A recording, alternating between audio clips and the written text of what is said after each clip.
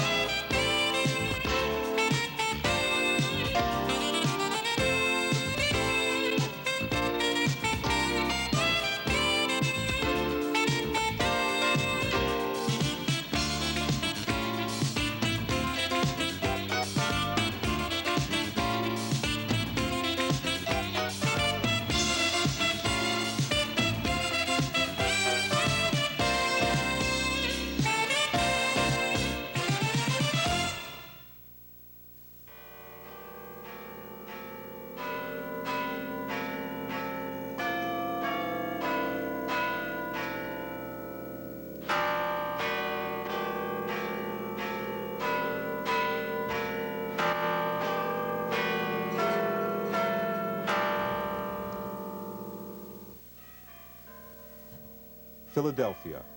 Its place has been etched in American history. The holy experiment, life, liberty, and the pursuit of happiness. 200 years of struggle to create a social system dedicated to justice. January the 6th, 1984, marked a milestone in the judicial system of Pennsylvania. Robert N.C. Nix, Jr. became Chief Justice of the state Supreme Court. He is the first Black American to hold this position in any state in the nation. To me, probably the court system is even more sacred than it is to many, because I do recognize how much it is needed, how important the integrity of that system is for many, many people who are otherwise defenseless. I have a different perspective. I have a different perspective coming from my background, which is different from those who have had the opportunity of serving in this position. Our perspectives differ based on our background and our experiences and our environment. And those who have come from different environments approach things differently, view issues differently, have different priorities.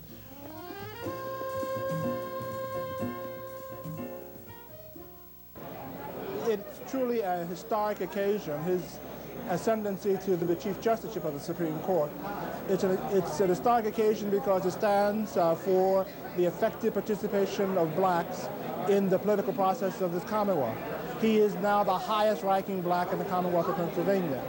And the importance is not only what it says to black people in the sense of a place for blacks to be competitive, but what it says to whites in terms of the competence and the talent of this particular man. It is truly reflective of the democratic society.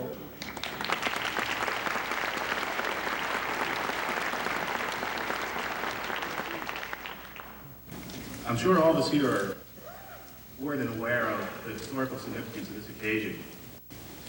Personally, to me, there are three very different viewpoints I look at. As a young attorney, I recognize the tremendous importance in this court and in the one who leads the court. I understand and respect the court should and must have. As a black man, I realize the fights and struggles that had to be overcome for this man to reach this office, as well as the many battles all of us had to fight here today to reach this point. But most importantly, as a son, I can stand here and stand back and say, hey, that's my pop.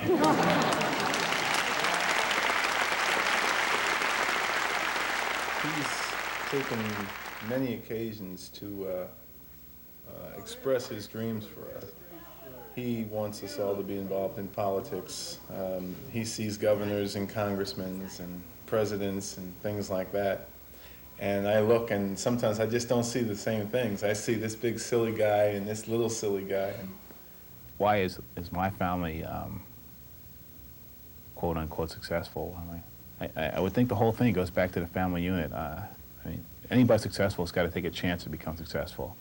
You gotta take a risk. You gotta go out. You gotta put yourself on the line a little bit, and it's really tough to put yourself on the line when there's no net under you.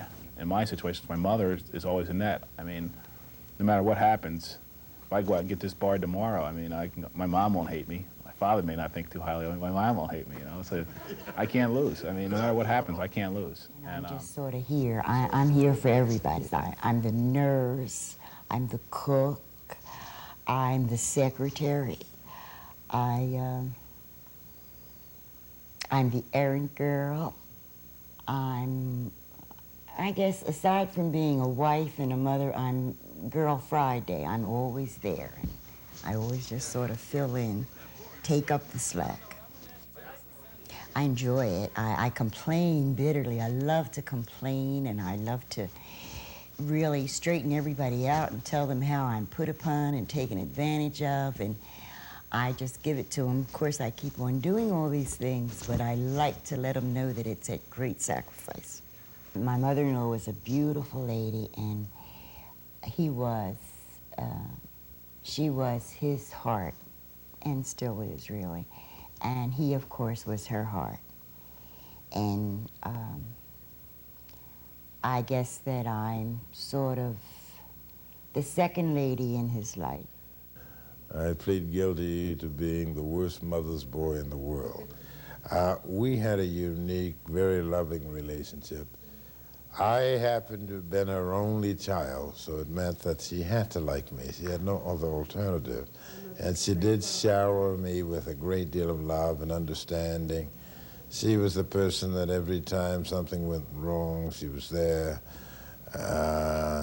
We could sort of sit down and talk about them together. Many of the things that I didn't want to discuss with my father. So my father was more in the role of the disciplinarian. My mother was the one who gave the love and the affection. She also had a great deal to do with the shaping of my own religious beliefs and my moral views, my idea as to what an individual is expected to do and should be expected to do. And so I can't say I don't think I've loved any person more in life and never will love anyone more than my mother. And for whatever I may accomplish, she is the one first who must be given the credit. Congressman Nix, in my judgment, was one of the half-dozen most able trial lawyers in Philadelphia history. He was a preeminently able criminal defense lawyer. He was a spectacularly able trial lawyer. Congressman Nix became an attorney, I think, in 1924, and for at least 10 years, between the period of 1924 and 34, no more than one black lawyer was admitted to the bar at any one given time. There was a period of another 10 years, I think from about 1933 until about 1943, when not one single black man or woman was admitted to the bar. In 1930, Philadelphia was a northern city in name only. If you went downtown and intended to go to the movies, you sat in the gallery or you didn't sit at all. If you went to a neighborhood theater, you sat on a side which was designated for you, or you didn't go in. Restaurants had little signs in the window which said, "We solicit white patronage only." So if you went into a restaurant and asked for a cup of coffee, you received it to take out. You asked for a hamburger, you also received that to take out. A person coming to Philadelphia and intending to stay overnight was not going to find any hotel facilities except in the then black community, which was almost exclusively South Philadelphia. and 1 or 2 places in North Philadelphia. It was a totally different situation. Black lawyer had an office anywhere but in his home. No respectable business corporation, no matter how destitute, would even remotely consider defiling their building with the presence of an alien from outer space.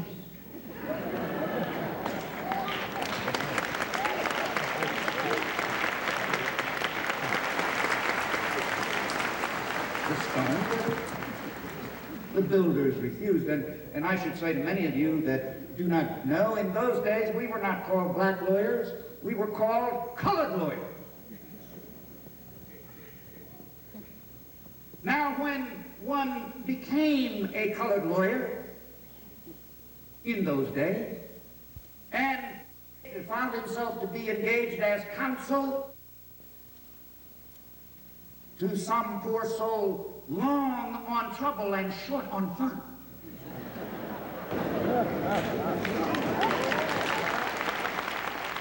In just 1 generation, the judicial system has moved from openly supporting discrimination within its own ranks to being directed and led by an exceptional man, a man who is also black. This family's story clearly shows how far this system has evolved. Now, when that lawyer and that client got there, that lawyer could not sit where the lawyer sat. He had to sit where the defendants sat. And that continued to be the case until by little and by little, 1 per year, 1 every now and then, there was a great assemblage of magnificent stones that the builders had refused. The stone that the builders refused has become the headstone of the corner. This is the Lord's doing, and it is marvelous in our eyes. This is the day that the Lord has made.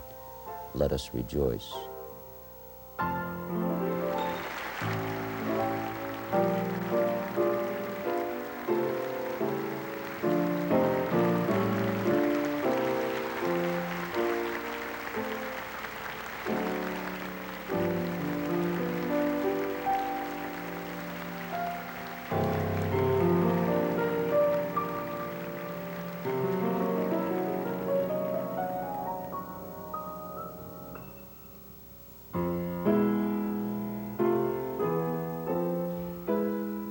The most important thing is to establish an accessible system, a system that's fair, a system that inspires confidence. By that I mean that every individual will have an opportunity of going before a court and knowing that the decision in that particular case that they're interested in will be determined only on the basis of the merit.